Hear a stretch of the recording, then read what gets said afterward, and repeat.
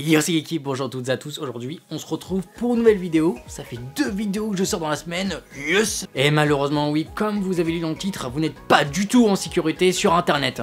Si t'as cliqué sur cette vidéo, c'est sûrement parce que tu veux savoir comment être en sécurité sur internet. Je me trompe pas? L'insécurité sur internet est vraiment perpétuelle. Et bien sûr, qui dit insécurité dit forcément cause. Mais quelles sont les causes de cette insécurité sur internet? Aujourd'hui, je vais pas vous parler des causes, mais des solutions pour être en sécurité sur internet. Et là, vous allez me dire, mais pourquoi je vais pas parler des causes? Je suis plutôt Enjoy My Tech. Bon voilà, si vous connaissez Enjoy My Tech, vous avez sûrement compris qu'on faisait une petite collab.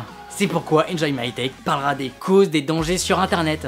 Franchement, entre toi et moi, on va se le dire, savoir les causes des dangers d'internet, c'est hyper intéressant. Ça va carrément t'aider pour être plus en sécurité sur internet. Donc bien sûr, on va voir la vidéo d'Enjoy My Tech là, juste en haut dans la fiche ou dans la description, juste en bas. Il existe de nombreux dangers sur le net, beaucoup. Il existe bien sûr des solutions pour se protéger de ceci. Fais de ma gueule là. Non, sérieux, t'incrustes pas comme ça. Tout d'abord, il y a le phishing. Cette méthode consiste tout simplement à copier un site web. En général, c'est juste une page qui est copiée. La page de connexion d'une banque, la page de connexion de Facebook, ou encore une autre qui se fait passer pour Google et vous dit « Oh mon dieu, vous avez un virus sur votre ordinateur, téléchargez notre logiciel pour éliminer ce virus !» La méthode pour se protéger? Il faut tout simplement regarder l'URL en haut du navigateur. Simplement à toi de regarder, si le site se fait passer pour un autre site populaire, et bah ce site est du phishing. Mais attention, c'est pas parce que vous êtes sur Facebook qu'il n'y a pas de phishing. Sur Facebook, on peut créer notre application. Et sur cette application, on peut mettre n'importe quoi. On peut accéder à une application Facebook via le sous-domaine apps, apps.facebook.com. Et si l'application vous demande de vous connecter alors que vous êtes déjà sur Facebook et connecté, c'est du phishing aussi. Attention, bien sûr, il faut surtout pas confondre avec les applications externes où on peut se connecter avec Facebook. Encore une fois, il suffit tout simplement de regarder l'URL en haut de la page web. Le phishing, ça s'arrête là ?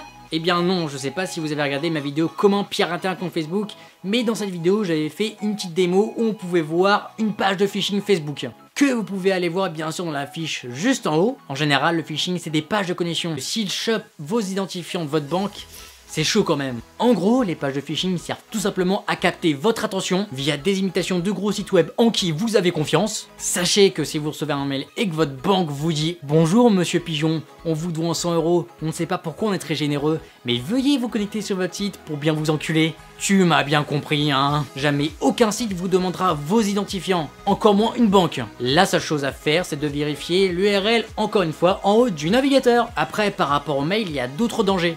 Enjoy My Tech là juste en haut. La seule solution c'est de ne surtout pas ouvrir les fichiers attachés dont vous ne savez pas la provenance. Parce que sachez-le, il peut même avoir un virus dans un fichier PDF.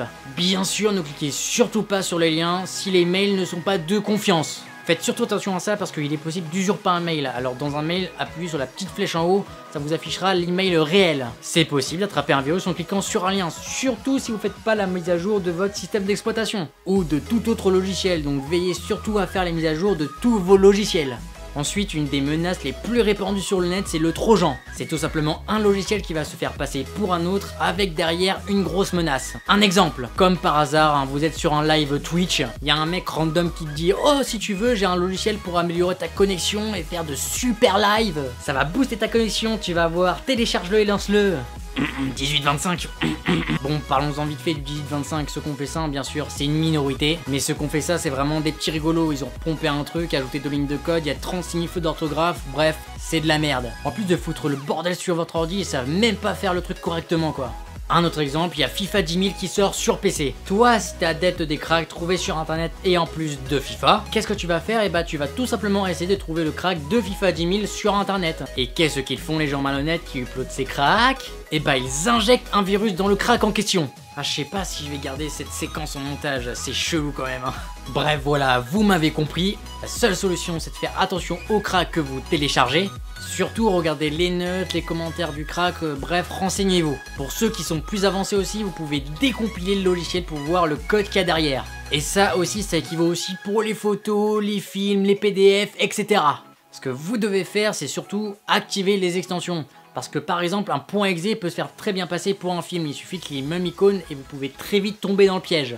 Ou encore, si c'est un fichier qui s'ouvre dans un tableur et qu'on vous demande d'activer les macros, ne le faites surtout pas. Encore une fois, bien sûr, quand la provenance n'est pas de confiance. Oh, les pop-up qui s'affichent, c'est insupportable. Tu te balades sur un site de streaming ou encore un site de téléchargement, un site quoi. Et là une fenêtre s'ouvre et ça vous demande de télécharger un logiciel. Comme je vous l'ai dit tout à l'heure, c'est un truc fake. Pour ne pas se faire avoir, c'est très simple, il suffit tout simplement, comme pour le phishing, de regarder l'URL en haut du navigateur. Et de ne surtout pas lancer les logiciels qu'on vous propose d'installer.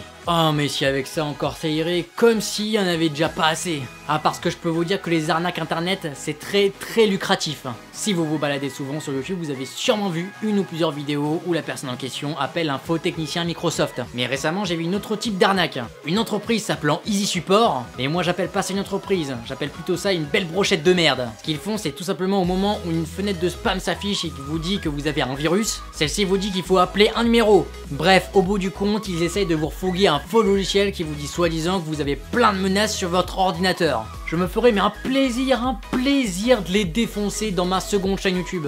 En parlant de ça, c'est juste dans la description. La seule solution tout simplement c'est de n'entamer aucune procédure si une fenêtre s'affiche sans votre autorisation. C'est un peu comme les cancers sur YouTube en fait, ils vous vendent de la merde. Bon c'est cool hein, j'ai trouvé une clé USB dans ma boîte aux lettres. Je vais la brancher hein, c'est toujours ça de prix hein.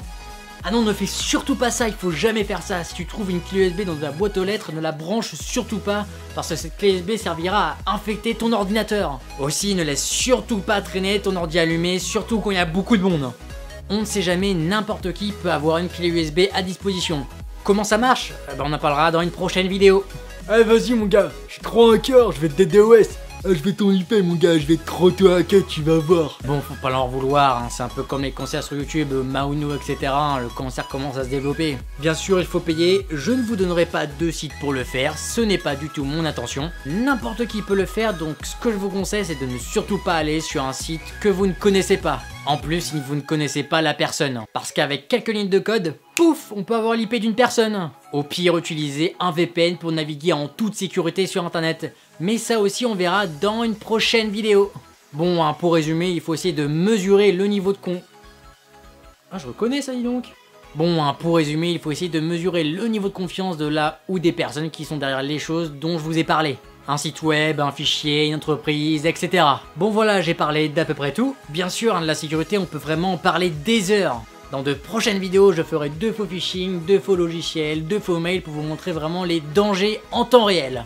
Et aussi, j'exécuterai des virus pour voir ce qui se passe derrière ceci, parce qu'en général, que ce soit keylogger, ransomware ou stealer, le travail se fait derrière, on voit pas ce qui se passe. Les antivirus sont-ils infaillibles? Et bah c'est ce qu'on verra la semaine prochaine. Et croyez-moi, on va rigoler. Tu n'as pas été voir la vidéo d'Enjoy My Tech? C'est pas bien, tu peux toujours aller la voir en haut dans la fiche là. À côté de cette collaboration qu'on a fait ensemble, sur sa chaîne, il fait vraiment du super taf. Je pense que tu vas pas être déçu, donc vas-y, fonce. Si t'es pas encore abonné à la chaîne, là fais-le juste en dessous, je te promets, tu vas pas le regretter. Et aussi pour recevoir les notifications, appuie sur la petite cloche. T'as pas remarqué que j'aime bien rager en vidéo? Et bah ça sera le concept de ma seconde chaîne YouTube. Bien sûr, hein, je vais analyser, je vais pas faire que rager. N'hésite pas à lâcher un pouce bleu si t'as aimé la vidéo bien sûr, et à lâcher un petit commentaire juste en dessous, je réponds à tout le monde, y a pas de problème. Bon allez, c'était Kiki, à la semaine prochaine et surtout, fais gaffe à internet. Bon allez, abonne-toi, sinon je serai obligé de t'envoyer un virus pour te faire cliquer automatiquement sur le bouton s'abonner.